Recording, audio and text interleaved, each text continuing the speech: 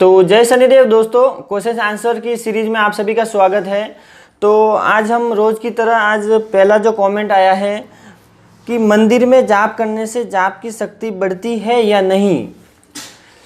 तो दोस्तों, अगर आप घर पे करते हैं तो भी आपकी जो जाप की शक्ति है उतनी पुल कर सकते हैं, लेकिन अगर किसी मंदिर में जाते हैं जहाँ पे देवी देवता की रेगुलर पूजा होती है, वहाँ पे अगर आप जो जाप मानसिक जाप करते हैं तो वहाँ पे जो शक्ति रहती है वो ज़्यादा रहती है, क्योंकि वहाँ की जो एनर्जी रहती है, रेगुलर पूजा पाठ वहाँ पे होती है, हमेशा हवन होता है, तो वहाँ पे जो एनर्जी है वो ज़्यादा होती है। तो वहाँ से आप एनर्जी को ज़्यादा पुल कर सकते हैं और ज़्यादा शक्ति पा सकते हैं आप में। तो आप अगर रेगुलर एक नियम के साथ अगर सुबह किसी भी एक मंदिर में जाके वहाँ पे अगर 1 से 1.5 घंटे तक जाप करते हैं, तो आप समझ लो कि आप घर पे अगर 4 घंटा बैठते हैं तो वहाँ पे आप 1.5 घंटे बैठ के भी उतनी एनर्जी को पुल कर सकते हैं। तो ये फ़र्क रहता ही है।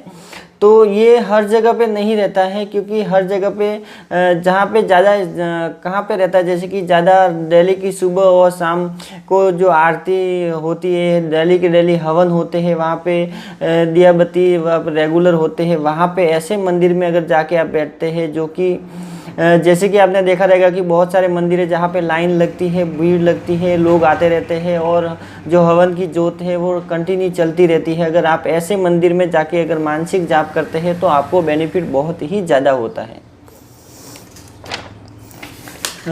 एक और कमेंट आया था कि भैया मैं आपसे पूछा था कि 2 अलग अलग जगह, जैसे कि कभी घर पर तो कभी मम्मी के यहाँ रहती हूँ।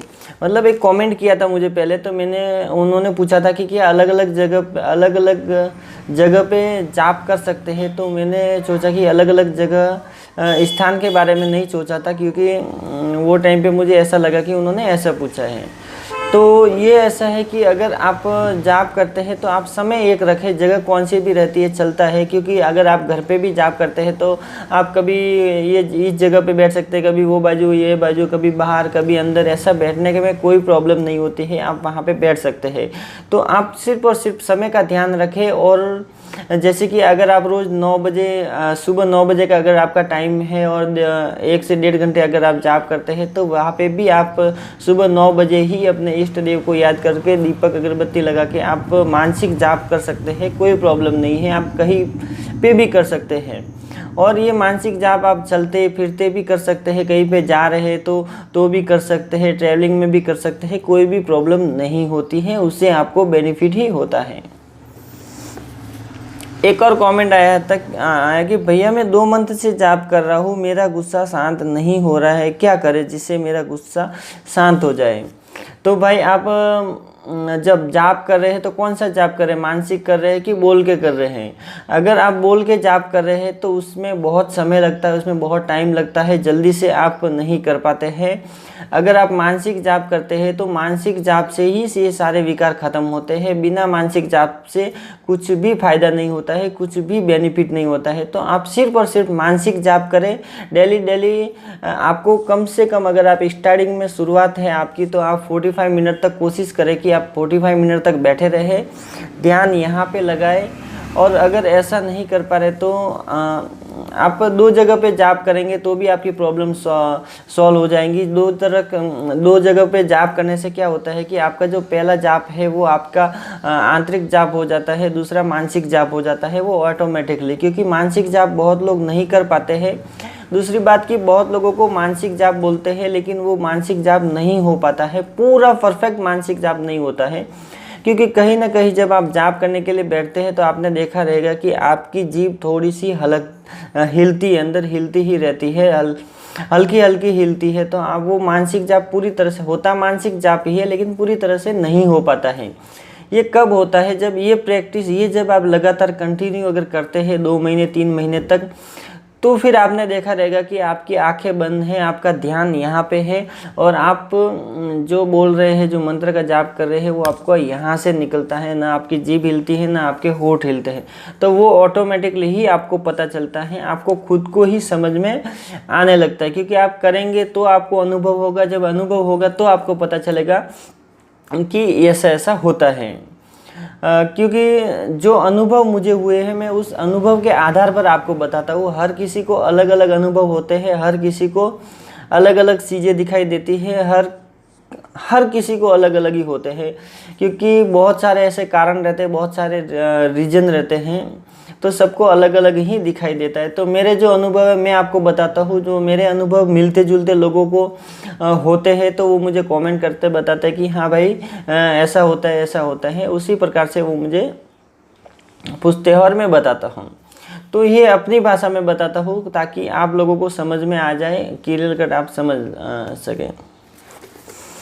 एक भाई का और कमेंट है कि भाई एक सरल तरीका बताओ जिससे मैं मानसिक जाप कर सकूं, ज़्यादा टाइम तक बैठ भी सकूं, मेरा ध्यान भी लग जाए। ऐसा कोई सरल तरीका बताओ जिससे मैं सारी चीज़ों को आसानी से कर सकूं और बहुत ज़्यादा टाइम तक बैठ सकूं।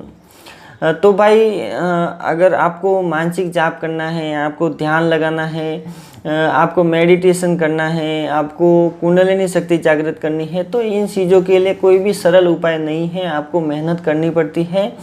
और ये जो मेहनत है बहुत ही ज़्यादा मेहनत है, ये नॉर्मल मेहनत से काम नहीं होता है। फिर भी मैंने बहुत सारी वीडियो में इसके बारे में बहुत ही सरल तरीके बताए हैं, लेकिन फिर भी जो शुरुआत करते हैं, जिनकी शुरुआत होती है, वो 10 से 15 मिनट तक ही बैठ पाता है, उससे ज़्यादा नहीं बैठ पाता है। क्योंकि स्टार्टिंग में आपके पैर दर्द करने लगते हैं, घुटने दर्द करते हैं, पूरा यहाँ से नीचे का जो पैर है पूरे सुन्न होने लगते हैं। जैसे कि कोई पूरा ऐसा ज़्यादा टाइम तक बैठते हैं तो आपने देखा रहेगा कि कहीं पे भी अगर आप बैठे हैं ज़्यादा टाइम तक तो आपके पैर सुन्न हो जाते हैं, शरीर सुन्न हो जाता है। ऐसा स्टार्टिंग में होता ही है, तो ऐसा कोई भी नहीं बैठ पाता है। लेकिन फिर भी एक सरल तरीका यही है कि सबसे पहले अपने कुल देवता, इष्ट देवता को दीपक अगरबत्ती जलाएं, उनसे प्रार्थना करें। प्रार्थना करने के बाद एक आसन लगाएं। आसन आप दीवार के पास लगाएं और पीछे एक तकिया लगाएं। कमर को सीधी रखें, कमर को ऐसा सीधा रखना है, आसन के ऊपर बैठना है, पीछे तकिए को ऐसा आप कर सकते हैं, कोई प्रॉब्लम नहीं है। फिर आपको आंखें बंद करनी है, ध्यान यहाँ पे लगाना है और मानसिक जाप करना है। न होठ हिलाना है, न जीभ हिलानी है। ओम नमः शिवाय ओम का जो मानसिक जाप है वो आपको करना है।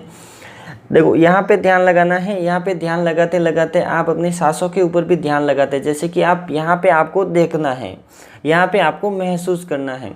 तो जब आंखें बंद करके आप यहाँ पे देखते हैं तो अंधेरा दिखाई देता है। और ऐसा जब श्वास लेते हैं तो इस श्वास को महसूस करना है। इस श्वास के साथ मंत्र के जाप को बोलना है, जो ओम नमः शिवाय ओम के जाप को इस श्वास के साथ बोलना है। अगर आप ऐसा करते हैं तो आप 10-15 मिनट तक अगर बैठ पाते हैं तो आपको कोशिश करनी है कि आप और बैठे। जब आपकी उठने की इच्छा होती है तो आपको मन में ही बोलना है कि मैं और 5 मिनट बैठना चाहता हूँ, तो आप और 5 मिनट बैठे। फिर वापस अगर आपकी इच्छा होती है तो आप ऐसा सोच सकते हैं। नहीं, अगर उठने की फुल इच्छा हो जाती है तो आप उठ जाए, आराम करें थोड़ा 5-10 मिनट, फिर दोबारा से वही प्रक्रिया अपनाएं। ऐसा करने से भी आपका टाइम टेबल बढ़ जाएगा। तो ऐसा अगर आप 15 दिन तक अगर ऐसी प्रक्रिया करते हैं तो आपका जो टाइम टेबल है वो बढ़ जाएगा।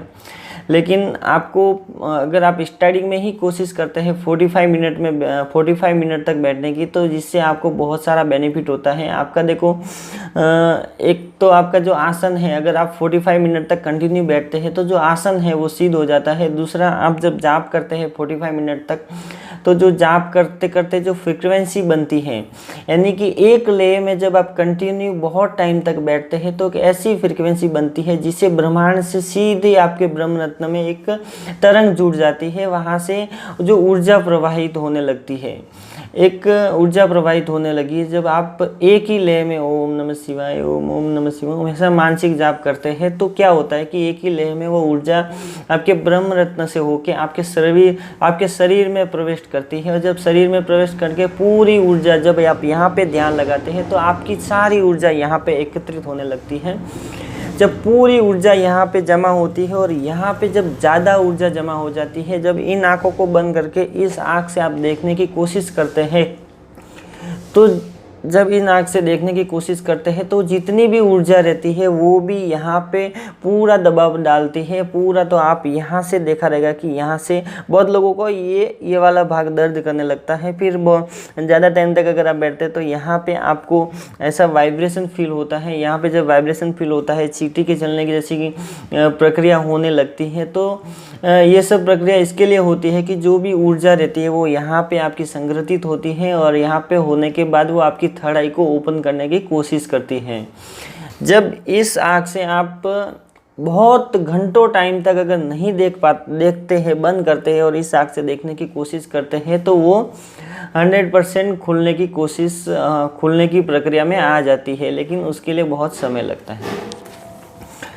तो बस दोस्तों आज के लिए इतना ही। वीडियो अच्छी लगी तो लाइक कीजिएगा, शेयर कीजिएगा अपने दोस्तों के साथ। अगर आप मेरे चैनल पे नए तो चैनल को सब्सक्राइब कीजिएगा। अगर आपके मन में भी किसी भी प्रकार का कोई भी ऐसे सवाल है तो वीडियो के नीचे कमेंट जरूर करें, मैं उसके ऊपर डेली के डेली वीडियो बनाने की कोशिश करूँगा। तो जय शनिदेव दोस्तों।